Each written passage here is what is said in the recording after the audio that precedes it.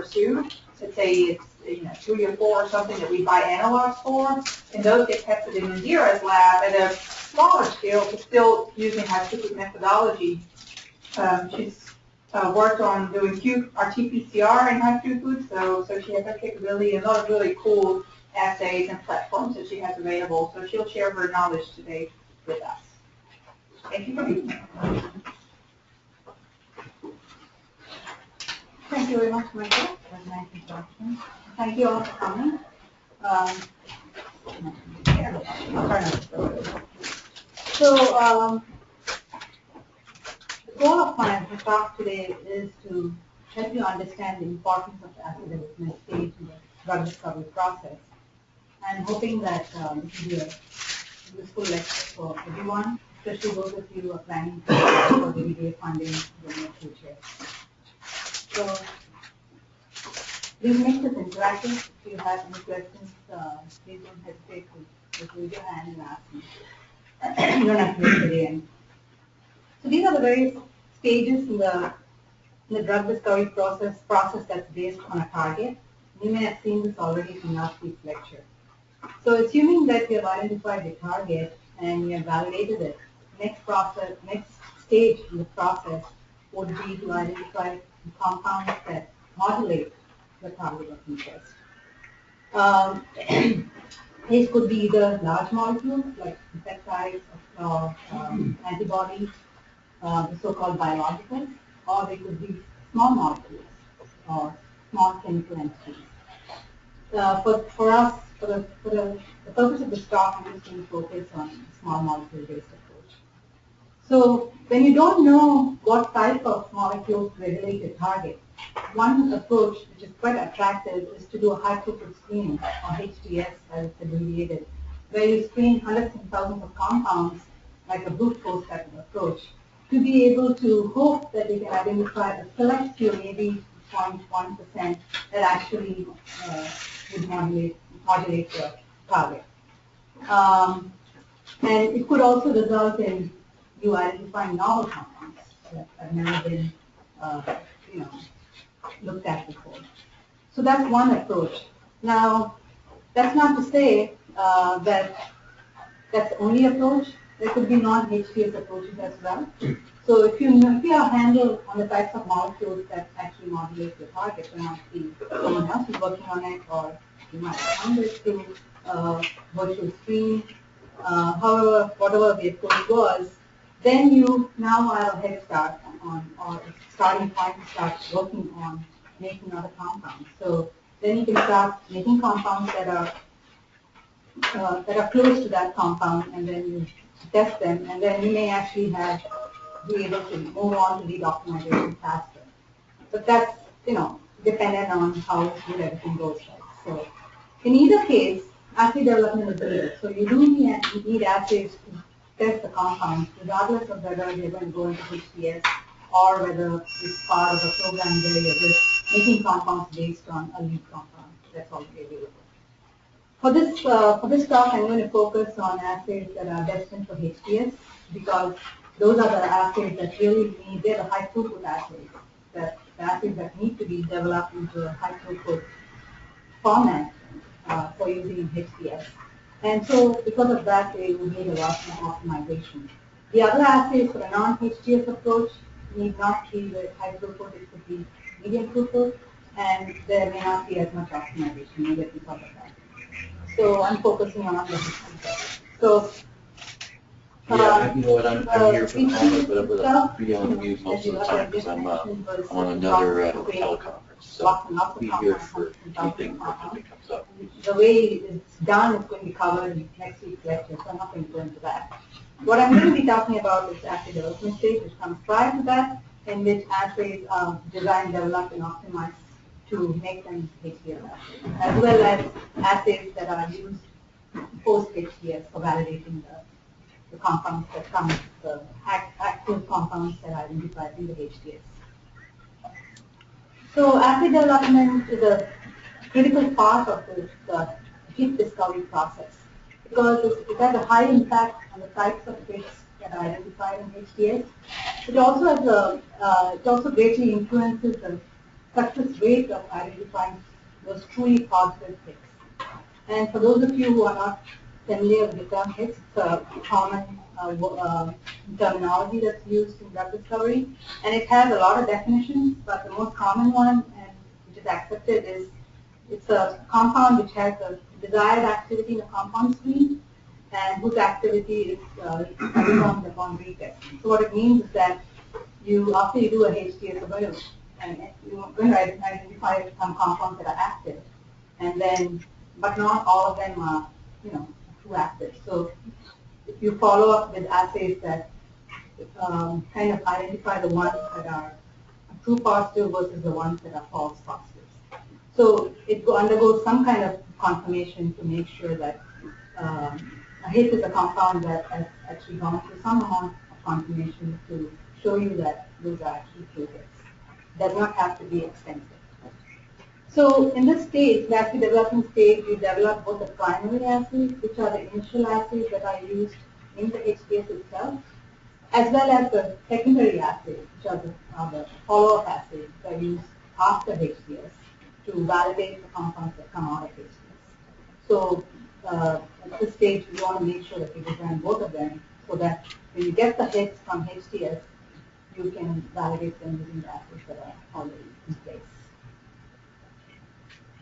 The assay development stage is one of the bottleneck stages, like Michael was saying. And why is there a bottleneck? Because HTS is a very expensive process, and you know that from next week's lecture. You want to make sure that all assays that go into HTS are completely optimized. And so that process could take months, whereas the HTS itself, the screening itself can be done in a matter of weeks.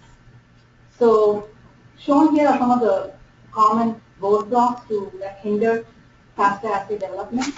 One of the most important reasons is the lack of high quality reagents and cell lines. So we may have to purify large quantities of a protein for biochemical assay, and you may not have it. So you may have to start cloning the protein. So as we all know, as biologists and as chemists, I guess, it takes a long time. So it can take several months, and you could run into problems. So that could take time. Also, cell-based assay, you need a stable cell line, which you might have to construct from scratch. And so that again will take time. Also, novel or complex targets for which we don't have any assay in place at all may also be another layer of difficulty because you don't know how it's going to behave. So you may have a protein that aggregates and trying to purify it, and you may have to find methods to prevent that. So that could be another difficulty. Also, I also mentioned that assays have to be optimized for HTS. So they have to be robust enough, meaning they have to have a good signal, and they have to be also amenable to HTS. So you have to go through a process of optimization, and you'll see that in my talk and in next week's talk. So that process obviously takes time.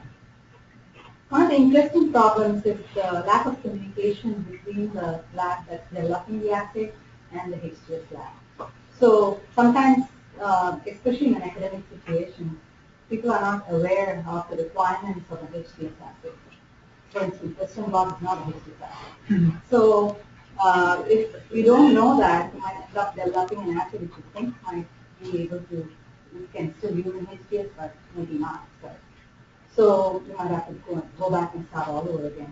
So this is a problem that we've had every once in a while in our IDBA programs. And so what we emphasize is that the lab that's developing the assay, the PI's lab, should establish the communication with the HTS lab well in advance, sometimes even before the proposal is written, to see if the assays that you're thinking about are actually amenable to HTS. So that has been kept sort of in place, and that's working out well for us. So we'll move on to the topics that I covered today.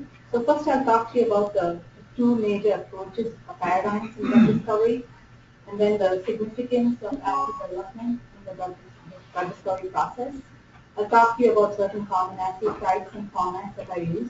It's not going to be extensive, but I'm just going to do an overview because there are far too many assays to cover. And then I'll talk a little bit, I'll give you a sneak peek into the factors that need to be considered for optimizing an assay for HTS. Now this is going to be covered in much better detail next week. So all I'm going to give you is just an idea of what you can expect. And then I'll end, kind of wrap up what we learned by some assay development examples, real life examples. So the two major approaches that are being used in drug discovery programs are the physiology-based approach and the target-based approach. In the physiology-based approach, the target is unknown, and so what we're looking for in an assay is a phenotypic or a physiological readout. And I'll give you some examples. And the assays that you use are cell-based assays, because you don't know the target. The target-based approach, you know the target, and so you focus your assays on measuring some function of the target. So the readouts would be based on either measuring activity or expression of the target.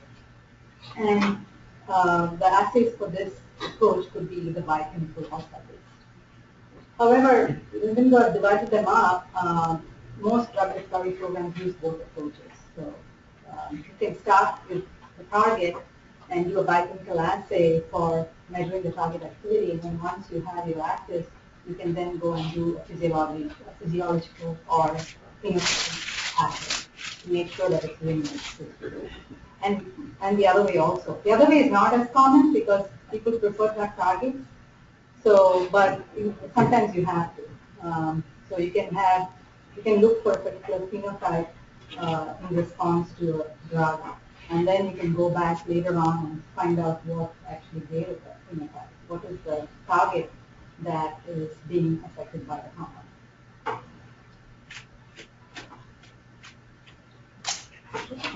Yeah.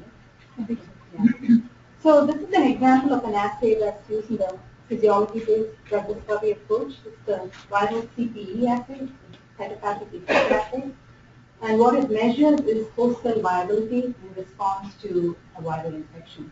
This is the example shown here is an actual assay that was done in the HTS Southern Research. It's the influenza CPE assay. And what you see on the y-axis is the viability of the cells, the host cells.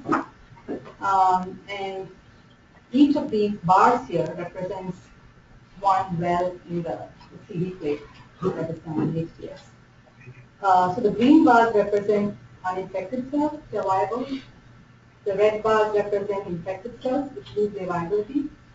And the blue bars represent host cells that are infected but are treated with an antiviral compound, ribavirin in this case. So I just want to point this out to show that you can see, although each of these represents a well, there's very little variability between the wells. So the CD on this particular plate is very low. Also, you can see that the signal between the uninfected cells and the infected cells is pretty good. You get about a 6-fold signal, so which is also a very good thing about this assay. So this is sort of a perfect assay. It's not always that you get the step of an assay, but that's what we aim for. To get this. So moving on to the target-based drug discovery approach.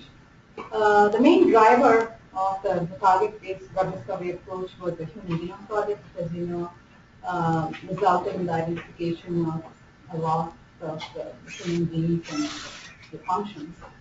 And based on that, we have these biochemical classes of drug targets. This is a paper review article published in Society. So as you can see from this figure, the most popular targets are enzymes and receptors, and they still are. They still the most popular targets.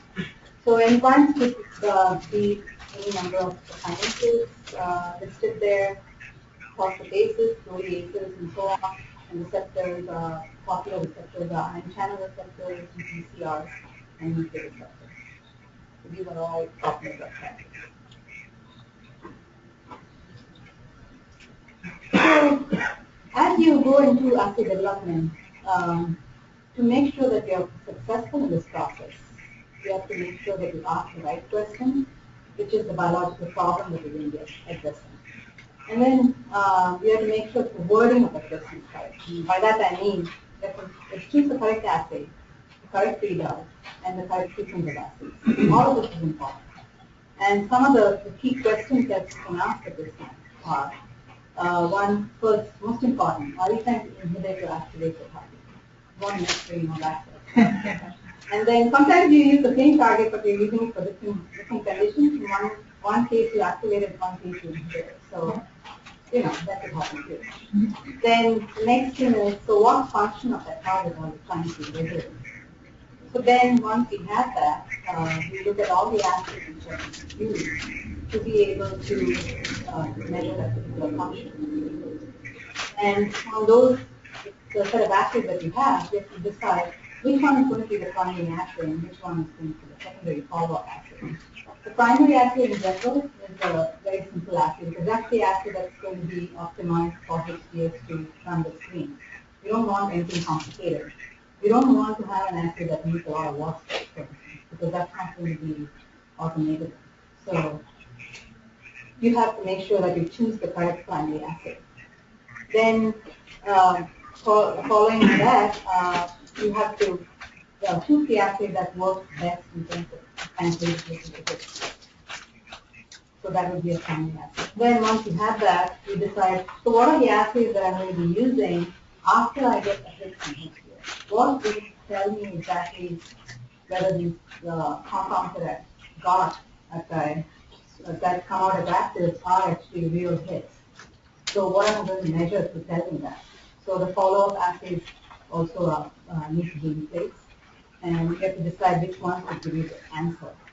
And you also have to decide at that point which is the assay that's going to drive the SAR. Everybody knows what SAR is? It's the medicinal chemistry that comes after you have a compound. SAR is structure-activity relationship.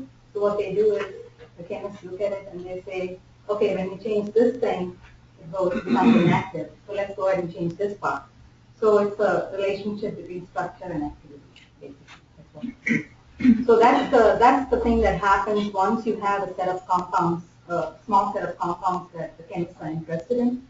What they'll go out and do is try to modify the compound to make it better. To make it better in terms of its activity or efficacy, as well as other properties such as maybe solubility or permeability, if that's lacking in that compound. So that's SAR. So these are some of the key considerations in assay development. And we have the 3 R's, which is relevance, robustness, and reliability or reproducibility. Relevance is again, it should be an assay that's relevant to the function of the target. So if you're going to have a kinase, if you're trying to inhibit a kinase, you don't want to design a protease assay. That's really true. That's something that's not a good example, but gives you the idea. Robustness. So like I said, the assay has to be robust enough for HDS. You should have a good signal window, and I think roughly around 4-fold is acceptable. Anything less than that is not. Reliability and reproducibility. The assay has to be, reproducible. So if you do it over and over again, you should get the same result because you're going to be testing a lot of compounds. It's not like you do it 3 times and that's it. So here you're going to have to repeat that assay. Practicality and feasibility. So you should be able to set up the assay in a reasonable time and using the existing infrastructure. You should have the equipment for it and make sure that HDS has the equipment for it. It has to be an assay that everybody can agree on that will work for this particular reason for this project. And cost is very important. So supposing you have an assay that costs $1 a reaction, and you go into HDS and screen 100,000 compounds, you're talking $100,000. So if you have an assay that costs $2, it's $20,000. So you can see how the cost multiplies so quickly. So one of the goals is to keep the cost low and try to minimize it so that when you do screen, it doesn't work out to be very expensive, exorbitant project. Your assay also has to be amenable to automation, and I kind of spoke about that. So whatever you develop in your lab, you have to make sure you bear in mind that it's going to be handled by robots downstream in the HDS system. So you have to make sure that it is adaptable to that purpose. And I mentioned about the washing steps. Sometimes we forget that that cannot be done in HPLC. So you want to make sure that your acid that you're developing doesn't have too many washes, or minimize, it to as low as possible and keep it simple. So the bottom line is the quality of the assay determines the quality of the data. So you don't want to compromise on assay development. You want to make sure you develop the assay in the correct way, spend the time, all the effort and time that's spent in an assay is actually well worth it, because whatever you get out of it in terms of the screen would probably translate to a better hit than when you have a assay that's not optimized. So it's well worth the effort. So compromising on assay development can have substantial downstream consequences, and that would be hits that really don't translate. So now I'll move on to some types of assays. So the two major classes of assays are biochemical and cell-based assays. So biochemical assays are target-based. So you need to know the target to be able to design a biochemical assay. So what you're measuring is the function of a unified protein in isolation of it in the context of the cell. So besides the advantages, and I'll talk about that in the next slide. So what you look for is compounds that actually affect the activity of that protein, either inhibit it or activate it. So you could be measuring the actual activity of the protein, or you could be measuring binding of a ligand receptor, for instance. So all those would be biochemical assays. And examples of biochemical assays, the kinase assays, and I'll talk about that later on. Protease assays and assays that measure interaction between two proteins. Cell-based assays are phenotype-based, and here you're measuring the function of the target in the context of the cell, in relationship to all the other proteins that are within the cell. So, or you could measure the expression of the target itself in terms of mRNA levels, or protein expression, or even the localization of the protein. So what you will look for is a functional readout of the compound activity. So what does the compound do when, what aspect of the function of that particular protein is it going to have when you use it in a cell-based assay. For example, if it's a kinase that you're trying to inhibit, you inhibit that kinase, and downstream the effect that you have would be cell death. So what you look for is cell death in that case. So you're looking for a functional readout or a functional consequence of a target engagement. And examples of cell-based assays are report assays, viability assays, GPCR, and channel assays, and GPCR. So these are some of the advantages and disadvantages of biochemical versus cell-based assays. The main advantages are that of biochemical assays are that they're simpler, and so you get more consistent results. And also what you're measuring is a direct target engagement. So you're actually seeing the effect of a compound on the target. And so that enables you to measure compound characteristics such as the affinity of the compound for the protein by using the saturation curves and calculating the dissociation constants and the inhibition constants and so on. So, and you can get actually extremely selective compounds because it's a biochemical assay and you're directly measuring the compound activity on the particular protein. But of course, the disadvantage is that even though it works in isolation, it may not work as well when you go into the cell, so it may be non-physiological. Also, in biochemical assays, you don't have any idea on compound properties, so whether it's permeable, its permeability or solubility, or whether it has any off-target effects within the cell. So that's information that you won't get from biochemical assays. So obviously, you have to do cell-based assays as a follow-up. And so that would be the advantage of cell-based assays. You do get a lot of information on compound properties. You can find out if that compound is membrane permeable or insoluble in a cell-based system. Also, with cell-based assays, another advantage is that you're using a systems approach. So the cell is very, very complex. So what you're looking at in terms of compound activity is its effects as 4 units, right, for the cell. So it's amenable to the systems approach. But the disadvantages of cell-based assays are that they're more complex, not as simple as biochemical assays, and because of that, they are prone to more noise. And there is a risk of also accidentally including compounds that are either insoluble or not permeable. So they might be active, but because they didn't get into the cell, they look like they're not active. So these are some of the causes of assay variation in biochemical and cell-based assays. They may seem trivial, but they're not, because each of these listed here, factors that are listed here, will affect your assay. And if they will affect it to the extent that, it'd be difficult to run the HDS assay because of that. We've had experiences with that. So if there's differences in the pH of the buffers, or the temperature at which the experiment is done, the assay is run, or the concentration of the buffers, or whether if there's problems in the solubility of any of the reagents, or the stability, or the tendency to aggregate, all of those will affect your assay. And it's good to optimize all of that in relationship to how it is translated when it goes into HDS. Make sure everything is kept the same always. So even the order of reagent addition becomes critical. And we found that in some of our assays as well. Instrumentation, believe it or not, sometimes when you do one plate reader and do it in another plate reader, you see differences.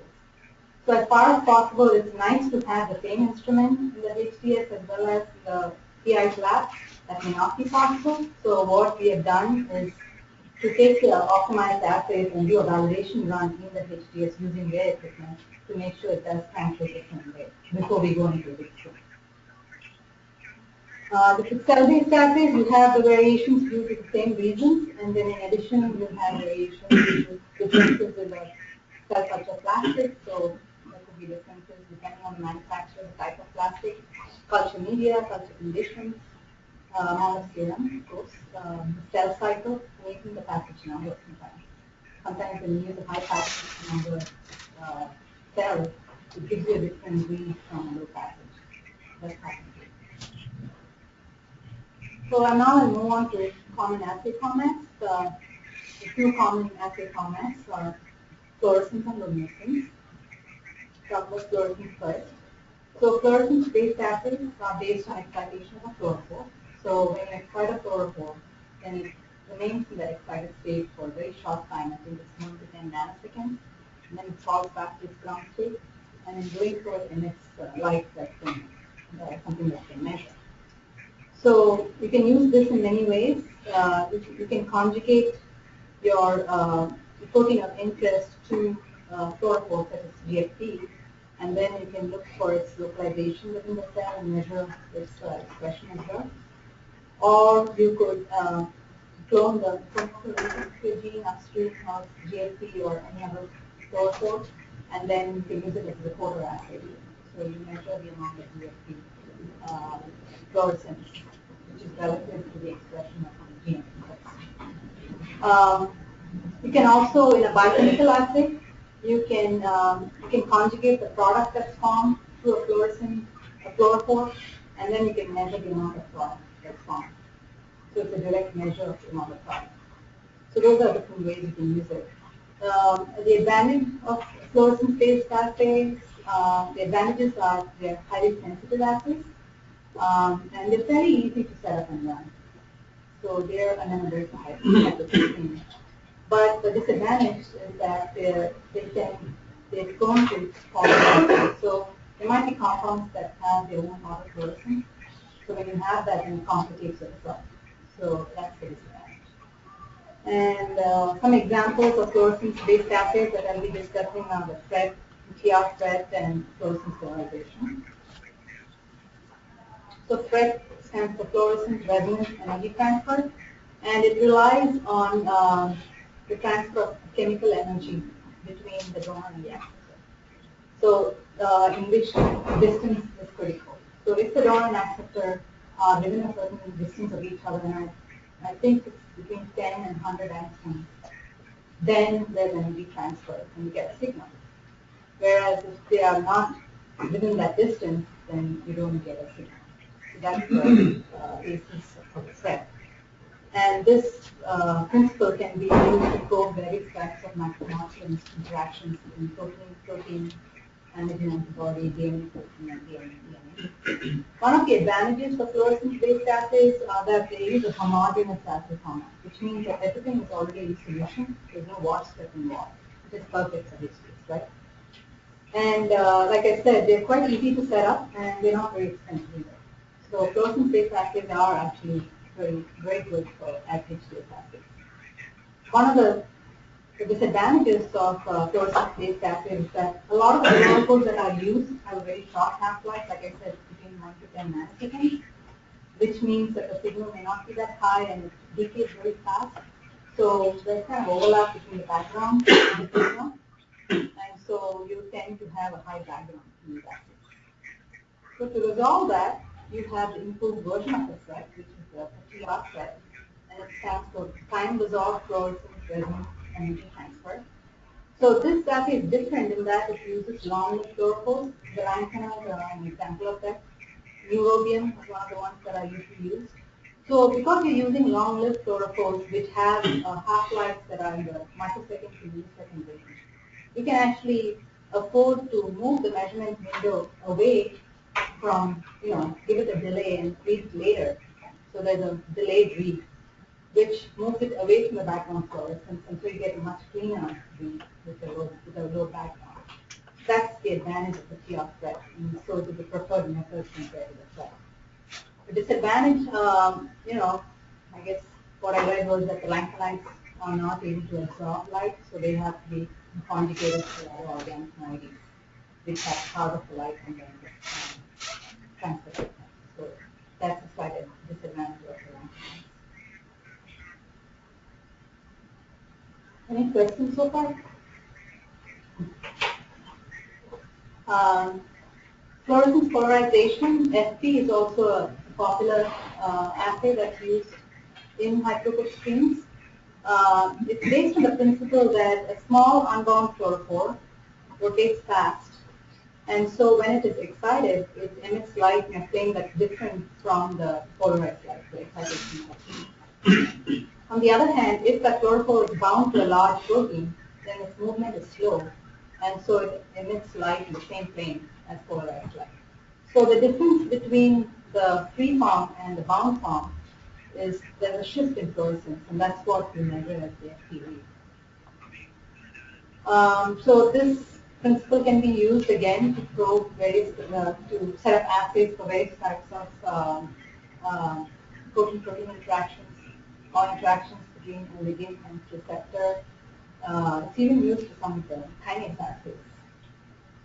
And the advantages are that it's highly sensitive, so the sensitivity is in the low picomolar range. And again, it's homogeneous, so there's no wash steps.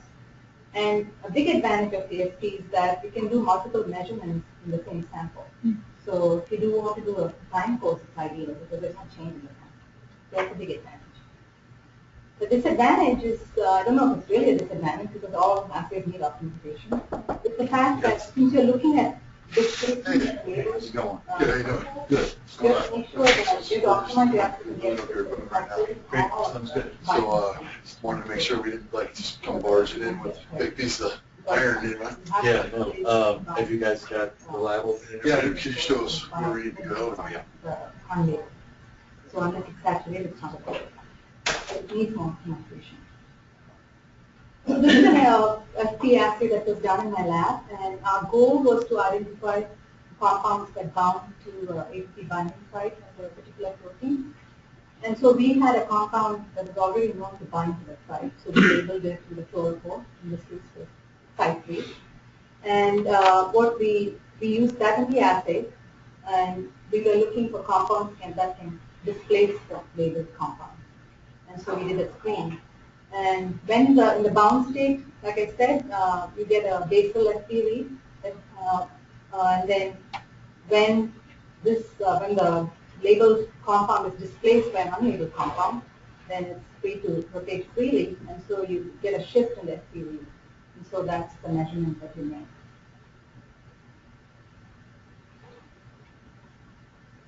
Moving on to luminescence. So luminescence is a chemical reaction that produces light.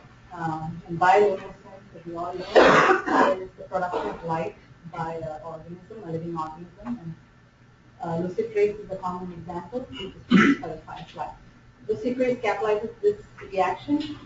It uses luciferin as a substrate and is an ATP required in the reaction, which then culminates in light.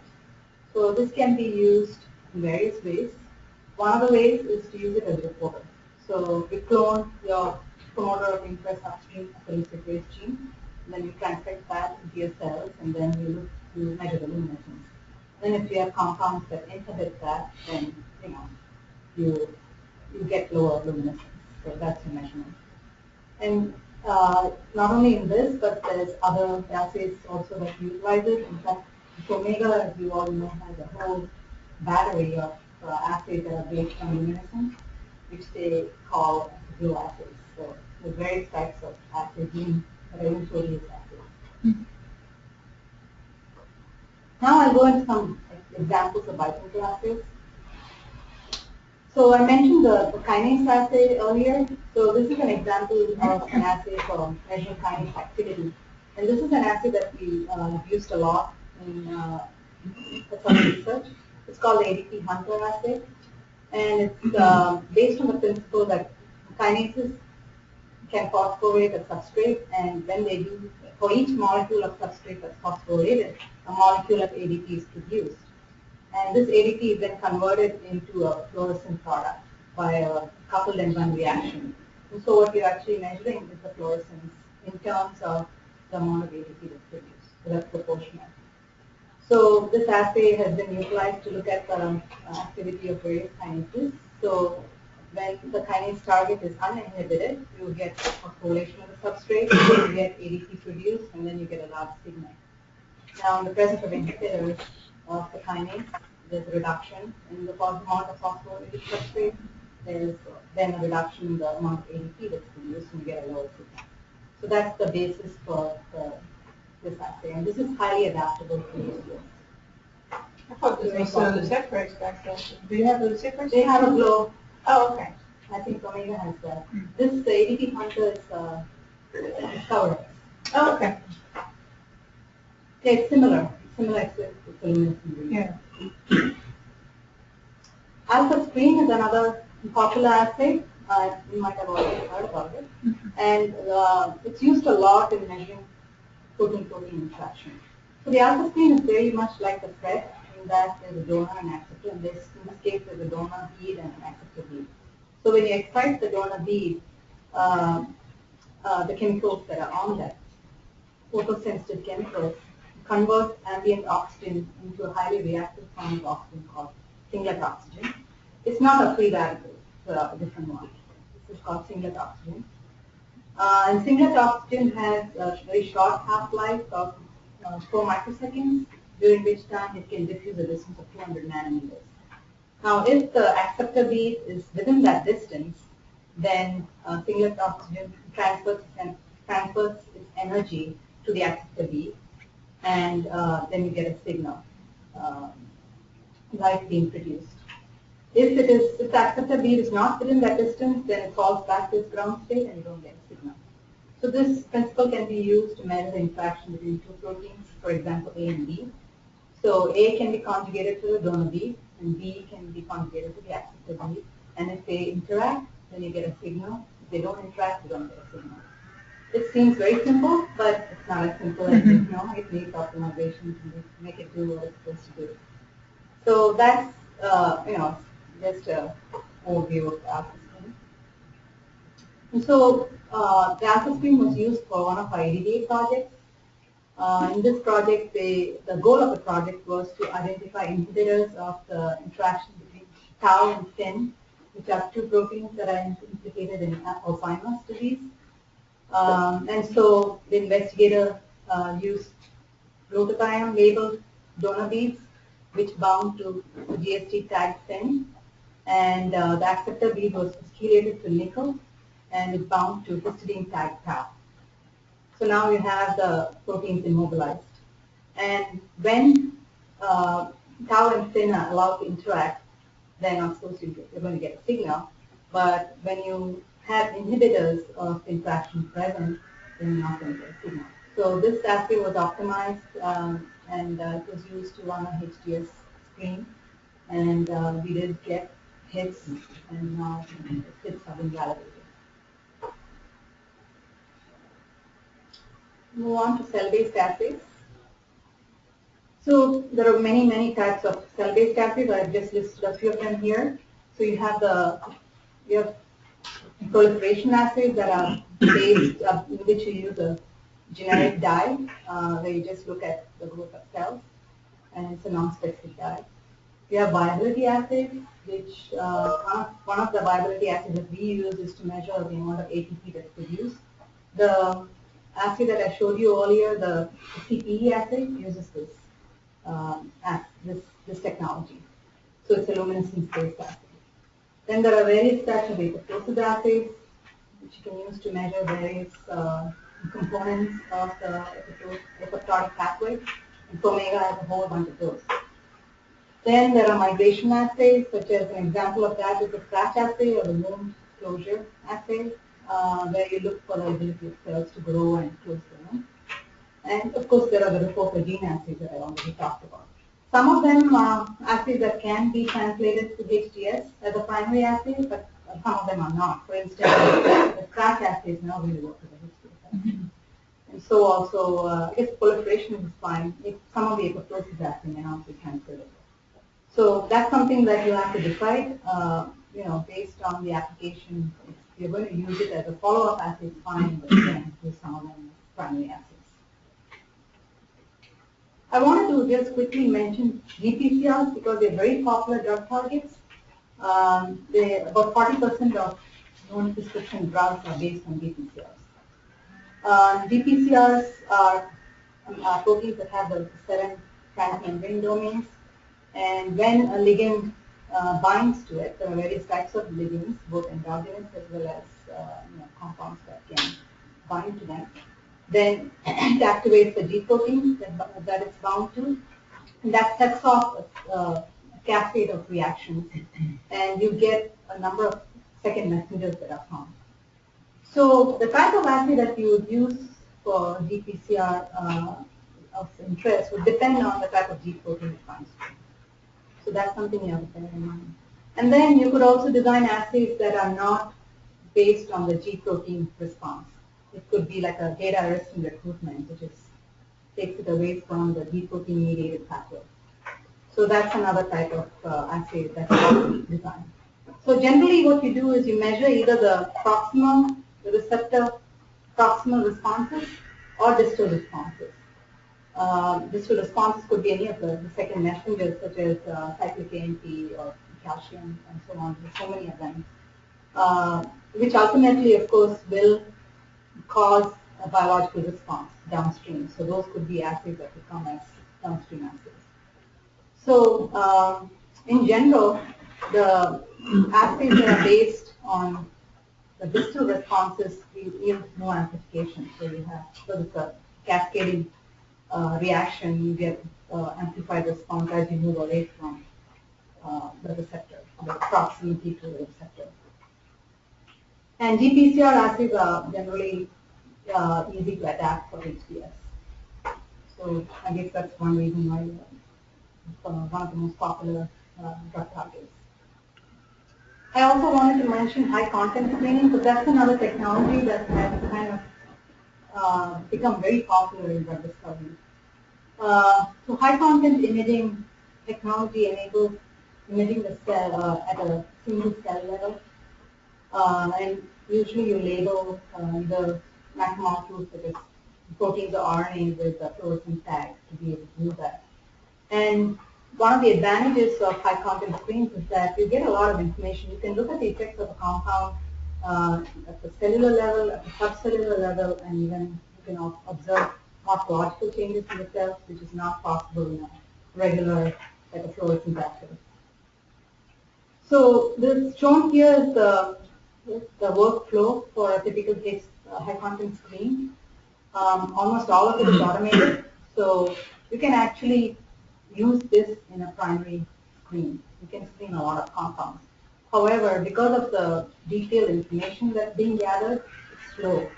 So it may not be as fast as a typical HPS. So generally, it's just used, high confidence screens are usually used as follow-up assays.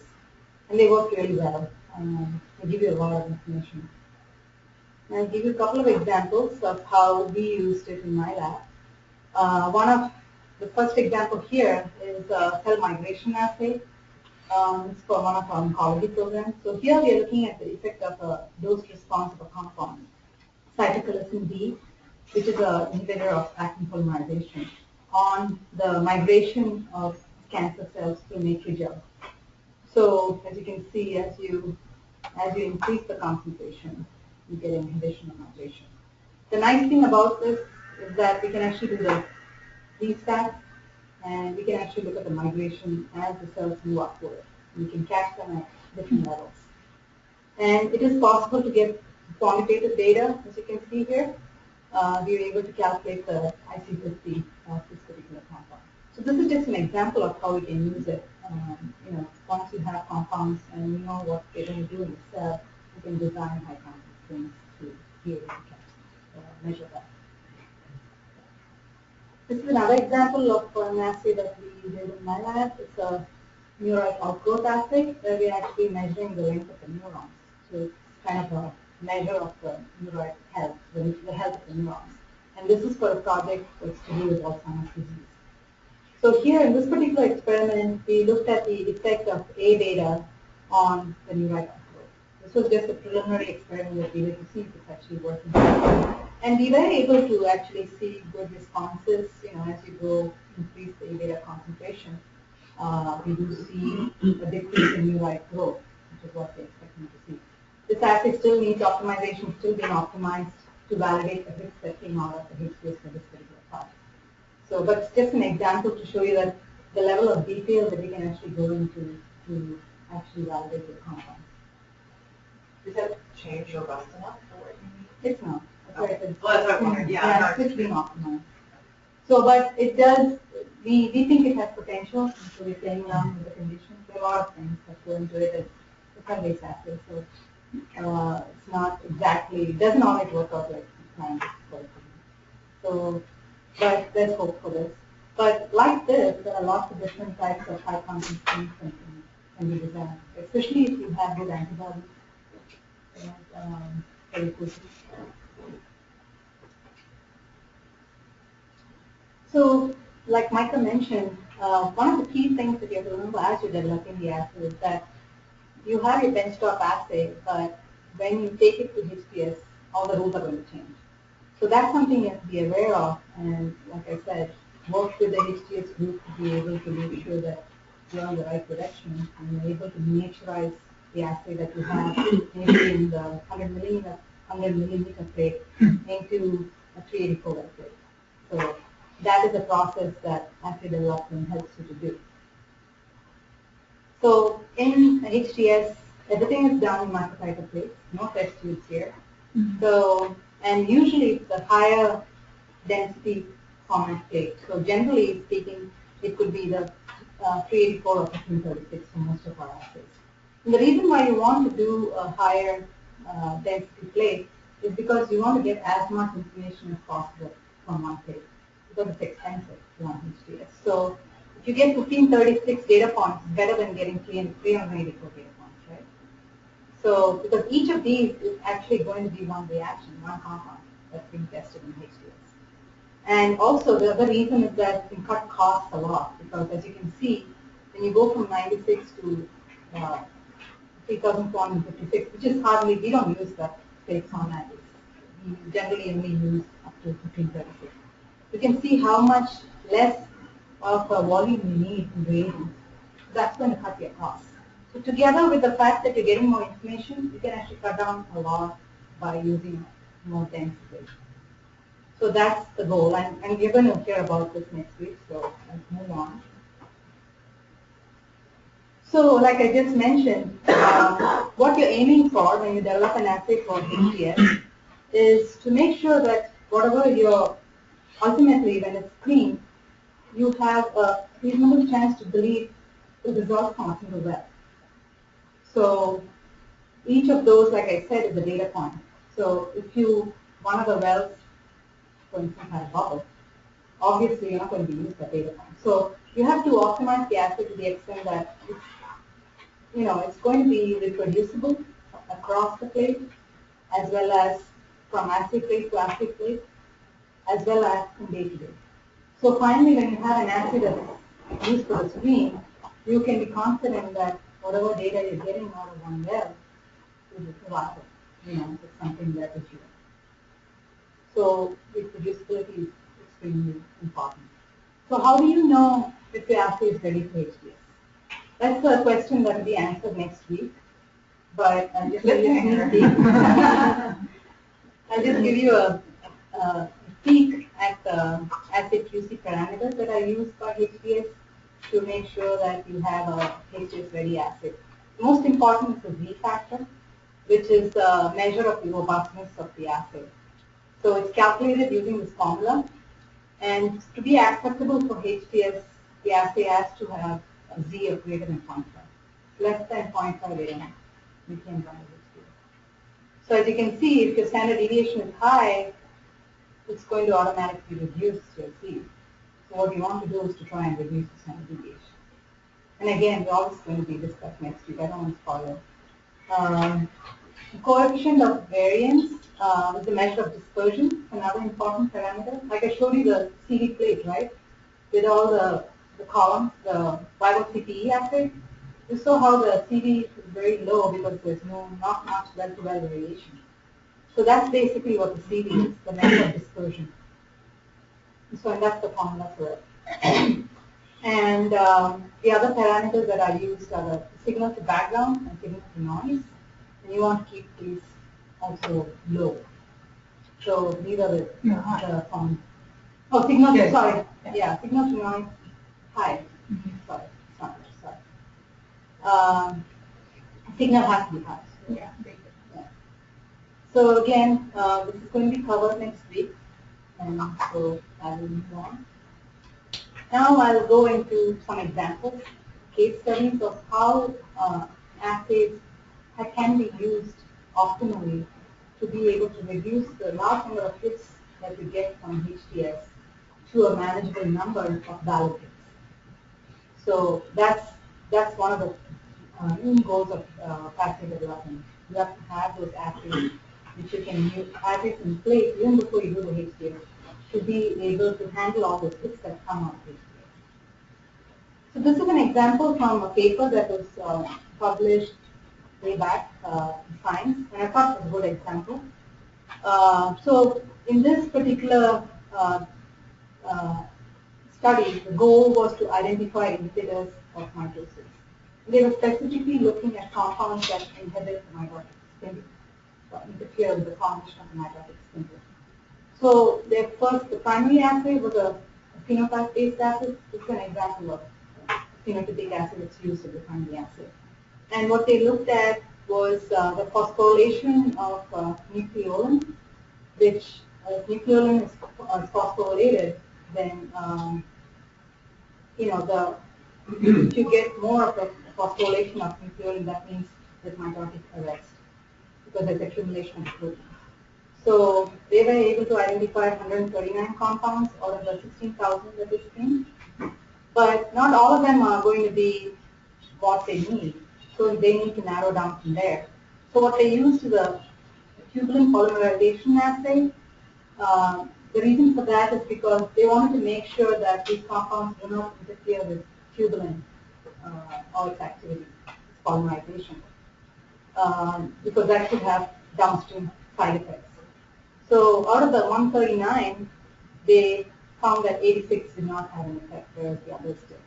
One actually stabilized the tubulin polymers, which is also not desired. So having done that, that was the counter screen that they used. And next, they wanted to make sure that the compounds that they have act through the mechanism that they're interested in, which is to interfere with the formation of the mitotic spindle. So what they did here was an immunostaining assay. Not very high throughput, but it's a downstream assay, so it's okay. and they looked for binding, they looked for changes in the mitotic spindle. And they were only interested in the compounds that did that, and they did not care about the compounds that had changes, introduced changes in actin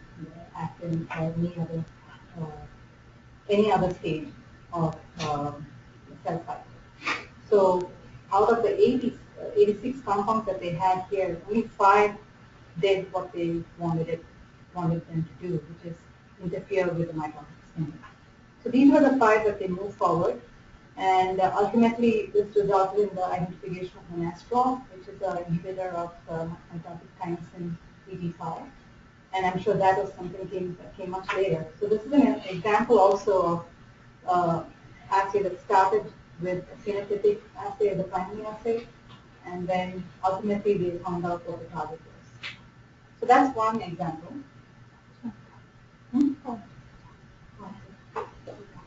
Sorry, I'll just go through this real quick. So this is another example of how we can narrow down the number of hits. This is an ADDA project, and the goal here was to look at inhibitors of TXNP, which is a protein of interest in diabetes.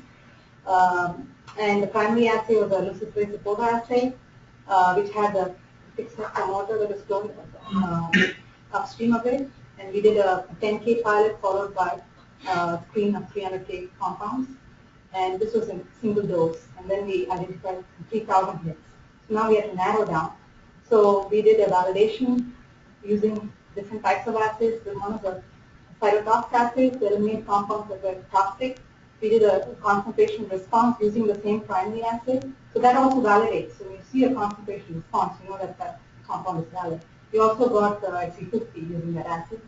And then the chemists looked at it and only chose the ones that they were interested in. So we narrowed it down from 3,000 to 1258. And then we did a counter screen to eliminate non-specific inhibitors of luciferase, and that reduced it to 651. Then we wanted to see, does it really inhibit TXNP expression in the naive cell? And so we did a QPCR, and only 157 of the 651 did that. So then the chemists looked at it, narrowed it further down into 37 hits, and we took 13 of those, 13 compounds that were representative of that into other assays, and that's what it is now. So just to show you how we can narrow down. And similarly, yeah, this is another ADDA project where you looked at the goal of this was to activate heme oxygenase 1, and it was for chronic kidney disease and many other conditions that it is helpful for. So the primary assay again was a luciferase supporter assay, which had the HO1 promoter upstream of the luciferase.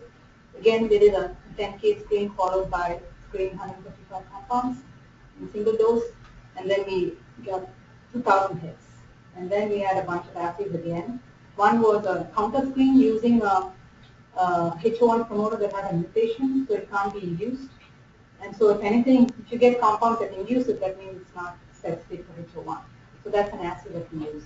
And then a cytotox assay to remove toxic compounds. And then we did a concentration response using the primary assay. And so then we did a chemistry analysis and narrowed down from 2,000 to 747. And then the chemists did a clustering analysis and reduced it further into clusters. So there were 28 hits that they identified based on those clusters. And then they were subjected to secondary assays to validate them. And we went about buying analogs of those 28, and currently we are looking at the activity of those compounds. Sorry I went over time, but this is helpful. That the website that you see there has a lot of helpful information to set up the assay. And the manuscript below is also very useful.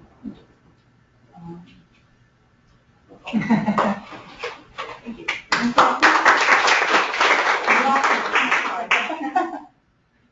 Thank you, and we'll share these slides via PDF so you can, write down the paper information and so on. Good questions, if anybody has any? Well, Yeah. regarding miniaturization, is there any good estimations for how much of the protein you can't do a direct concentration because you're now binding the plates? So how do you estimate how much you're going to need to increase the concentration to be able to get the same effect? Are there any kind of ballpark estimates there? It would entirely be dependent on your assay. So dependent on how much protein you need for your low throughput assay, I guess you can calculate, and then, we probably multiply that by many times to be able to have enough protein for this year's assay. One of the things to remember is that you want to make them all in one batch. You want to make sure you have to do the whole screen and later. So does that answer your question? I mean, that's kind of what I figured. Wasn't sure if there was like. It could be. Yeah, I mean, it would depend on the type of assay. I think sometimes it translates exactly with the factor of 4, with plus or minus, I don't know, 20%, 30%, or maybe in some assays. We had actually some SHTS programs that didn't move forward at all because the fluorescent protein that was used in that particular assay was actually the very first ADA rounds. It stuck too much to the plastic, so we never got the assay to work. So that project stopped at that point.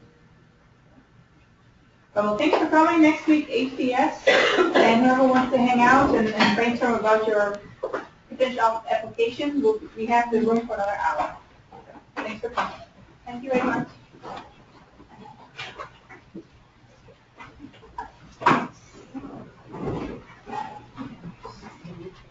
That tick snip screen you did, what time period? At all? Yeah.